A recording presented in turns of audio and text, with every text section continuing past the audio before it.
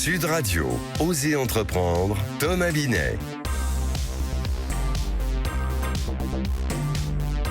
Mais oui, comme chaque dimanche sur Sud Radio, lancez-vous dans la grande aventure de l'entreprise, quitte à ce que ce soit une entreprise agricole. Bonjour Thomas. Bonjour Jean-Marie. On est toujours en direct du Hall 4, je le précise, du Salon de l'Agriculture. Vous êtes venu avec une invitée de marque, vous aussi? Absolument, on va recevoir Gabrielle Priolio, qui est agricultrice et aussi, parce qu'il faut le savoir, Miss France Agricole 2025. Mais juste avant, on va commencer par la saga de la semaine. Comme toutes les semaines, et on va vous raconter l'histoire de Lacoste. Et on finira avec le rôle des incubateurs, accélérateurs pour les startups. Parce que oui, les startups aussi, ça existe même dans l'agriculture. Évidemment, tout de suite, on commence par la saga de la semaine, donc en partenariat avec le magazine Entreprendre. Une marque iconique, symbole d'élégance sportive, c'est le crocodile Lacoste. Ça commence avec un pari. Oui, absolument Jean-Marie. C'est en 1923 que le jeune tennisman René Lacoste joue un match décisif. Son capitaine lui promet une super valise en cuir de crocodile, s'il gagne.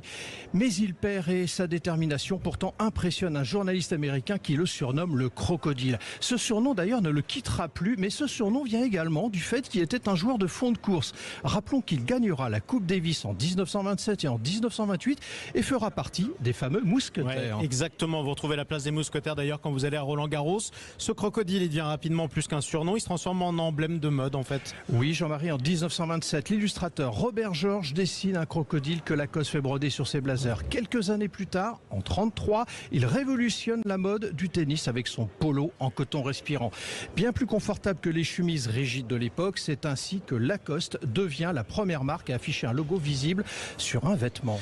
Sauf qu'il y a 7 ans, en 2018, la marque va même oser modifier son crocodile pour la cause environnementale, c'est-à-dire? Tout à fait, Lacoste a temporairement remplacé son crocodile par 10 espèces en voie de disparition dans une collection de polos en édition très limitée. Chaque pièce reprenait le nombre exact d'animaux restants de chaque espèce. Par exemple, 30 exemplaires pour la tortue de Birmanie, 350 exemplaires pour le tigre de Sumatra. Tout est vendu en moins de 24 heures, une manière forte de sensibiliser à la biodiversité tout en restant fidèle à l'ADN de Lacoste. Exactement, voilà pour la saga de cette marque iconique. Maintenant, mon cher Thomas, on accueille votre grand témoin aujourd'hui, c'est Gabrielle Priolio. Bonjour. Bonjour. J'allais vous dire bienvenue, mais vous êtes ici chez vous au Salon de l'Agriculture. Vous êtes agricultrice, Miss France Agricole 2025. Bravo. Vous êtes l'invitée de Thomas Binet. Merci. Gabrielle Priolio, vous êtes agricultrice, mais avant de s'intéresser à votre parcours, on va s'intéresser d'abord au domaine que vous représentez aujourd'hui ici. Vous êtes une jeune génération, vous êtes une jeune agricultrice, pour ceux qui nous regardent sur sudradio.fr ou qui sont en direct devant le stand. Vous êtes aussi la 12e génération de votre famille à être agricultrice et vous venez de reprendre l'exploitation familiale il y a peu. Mais comment d'abord et avant toute chose voyez-vous le monde agricole aujourd'hui se dessiner ? Le monde agricole, c'est un milieu passionnant mais assez difficile. Il faut sans cesse se réinventer, s'adapter à la demande, au contexte actuel. Voilà. Bon, alors, soyons clairs. Comment peut-on vivre du métier d'agriculteur en 2025 ? Je vais donner quand même quelques chiffres pour nos auditeurs. Un tiers des revenus viennent du milieu agricole, donc du travail agricole, mais les 2 tiers d'autres revenus. C'est-à-dire que vos revenus disponibles globalement en moyenne, c'est 22 000 euros par an. Vous avez un niveau de vie a priori identique à ceux des Français, sauf que dans le couple, il y en a un des deux qui doit travailler en dehors de l'exploitation.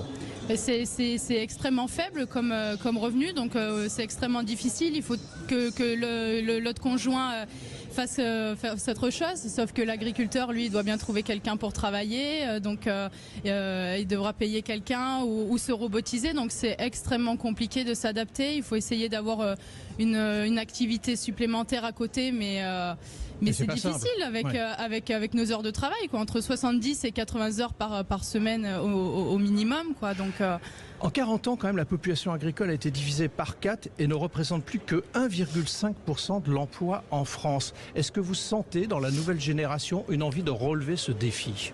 Alors en tant que Miss, j'ai l'occasion de rencontrer beaucoup de jeunes en agriculture qui veulent se battre tout comme moi, donc c'est encourageant.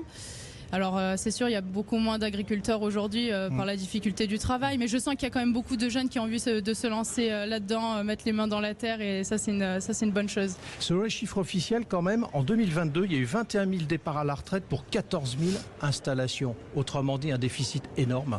C'est hallucinant, mais il y a des frais de succession énormes, par exemple quand un père transmet à sa fille, comme pour mon cas, et voilà, et pas tout le monde peut se le permettre. transmettre et il faut faire quelque chose là-dessus parce que même pour les neveux et nièces, c'est pareil, les frais de succession sont énormes et c'est très handicapant pour un jeune. Alors, on va en parler justement parce que ça, c'est votre cheval de bataille, je crois, la transmission. Mais pour accompagner ce propos, dans 5 ans, donc à horizon 2030, faut quand même le dire, la moitié des agriculteurs auront 64 ans.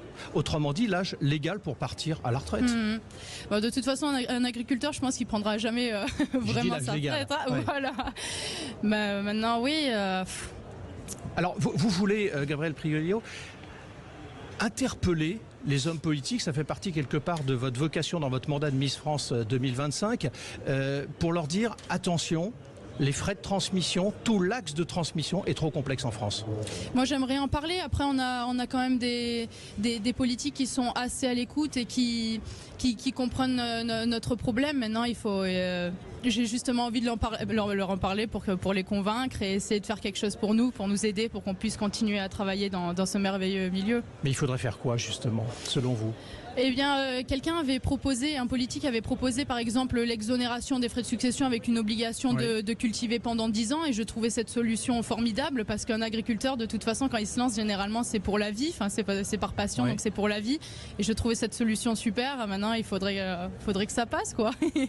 Alors, vous êtes la 12e génération, j'ai commencé à le dire tout à l'heure, à être agricultrice dans votre famille et vous venez de reprendre l'exploitation familiale il y a peu. Là, c'est en cours, c'est en cours, je suis à la fin du dossier, c'est ça.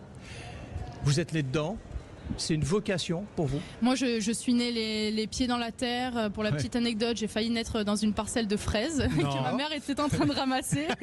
Donc non, moi j'ai vraiment grandi là-dedans et ça m'a toujours passionnée. Pour moi, c'était une logique d'être dans ce métier-là. Mais vous êtes dans le maraîchage, on est bien d'accord? C'est ça, je suis maraîchage et floriculture, mais tous les métiers sont merveilleux en agriculture.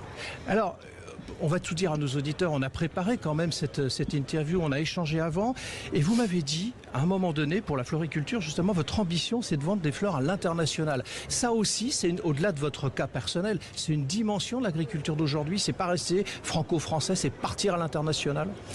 Alors, à la fois, c'était pour parce que c'était une culture que mes ancêtres ont fait, mais à côté, c'était aussi pour avoir une diversité, pour avoir une clientèle en plus.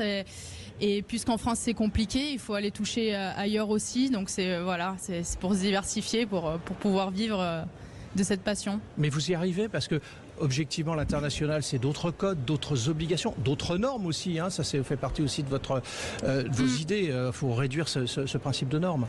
Ouais, c'est vrai que c'est très compliqué les normes aujourd'hui parce que tous les produits qui viennent de l'étranger sont pas forcément normés, mais nous on est extrêmement normés, donc il faut essayer de jouer avec ça. Et des fois c'est pas facile, mais faut en parler, et puis être entendu et être aidé. Vous espérez quoi de cette exposition, de ce salon d'aujourd'hui, de cette édition 2025? Bon, alors moi déjà je suis là pendant 4 jours pour rencontrer un maximum de monde parce que ça me fait très plaisir de rencontrer du monde et de parler agriculture, mais aussi de voir les politiques et de pouvoir leur parler des problématiques que nous avons, que les jeunes agriculteurs me donne mes problématiques à moi aussi parce que je suis pas la seule à avoir ces problématiques là, donc essayer de me faire entendre et d'être écoutée, quoi. Et puis transmettre la passion. Et transmettre la passion évidemment, parce que c'est un magnifique métier et j'encourage tous les jeunes à se lancer là-dedans. Oui, voilà, parce qu'on entend souvent que c'est difficile. Dieu sait si c'est difficile. En plus, vous avez dit, on prend pas souvent sa retraite, on prend pas de week-end non plus. C'est ça. C'est difficile, mais c'est magnifique. Et justement, si vous le faites, c'est quand même que c'est magnifique. Donc, faut pas qu'on insiste que sur les difficultés. Il faut simplement se battre. C'est un métier formidable. Merci beaucoup d'être passé sur Sud Radio dans le hall 4, précisément sur le stand de la coopération agricole. Gabrielle Priolo, je rappelle, vous êtes agricultrice, maraîchère, Miss France agricole 2025. Encore bravo à vous. Merci beaucoup. Allez, tout de suite, Thomas, on explique quelque chose. Bruno, le spécialiste des fournitures et de l'équipement pour les professionnels, présente Sud Radio, Osez entreprendre, Thomas Binet. Tiens, aujourd'hui, vous avez décidé de nous parler du rôle des incubateurs et accélérateurs de start-up. Vous l'avez dit, il y a des start-up agricoles d'ailleurs. Absolument. Alors, quand on lance une start-up, c'est parfois difficile de se faire une place, d'accélérer le développement. On intègre un incubateur, un accélérateur. C'est une solution, mais c'est quoi ces avantages? Ça sert à quoi? D'abord, rejoindre un incubateur, Jean-Marie, c'est avant tout bénéficier d'un accompagnement structuré. Un entrepreneur va y trouver des conseils pour affiner son modèle économique, des formations pour éviter les erreurs courantes et surtout un accès à un réseau d'experts et d'investisseurs investisseurs, c'est une aide précieuse pour transformer une idée et un projet solide et viable. Exactement. Alors il y a aussi l'accélérateur. Oui, c'est différent. L'accélérateur, lui, il va plus loin. Faut pas confondre les deux. Il y a les deux, vous allez voir. Il s'adresse à des startups, je parle bien de l'accélérateur, déjà lancées, prêtes à croître rapidement. Le rythme est intense. En quelques mois, l'objectif est de lever des fonds, d'optimiser la stratégie et d'accélérer la commercialisation. Le modèle est idéal pour ceux qui veulent croître rapidement et se positionner sur leur marché. Donc si j'ai bien compris, il y en a un qui prépare, c'est l'incubateur, il y en a un autre qui propulse, c'est l'accélérateur. Exactement ça, et l'un construit les bases, l'autre pousse la croissance. Mais dans les deux cas, Jean-Marie, l'intérêt, c'est aussi d'intégrer un écosystème dynamique, d'échanger avec d'autres entrepreneurs et de bénéficier d'un effet d'entraînement. Quand on est entouré de personnes qui partagent les mêmes ambitions, vous savez, on avance plus vite et on évite bien des pièges. Exactement, avançons plus vite. On se retrouve dans un instant, mon cher Thomas. Avec plaisir. On a entrepris, maintenant on va parler d'investissement. Investissement notamment agricole, c'est important. Vous pouvez gagner de l'argent dans l'agriculture. C'est ce que vous allez nous expliquer avec vos invités, mon cher Thomas. À tout de suite sur Sud Radio. À tout de suite, Jean-Marie. Sud Radio, Osez entreprendre, Thomas Binet.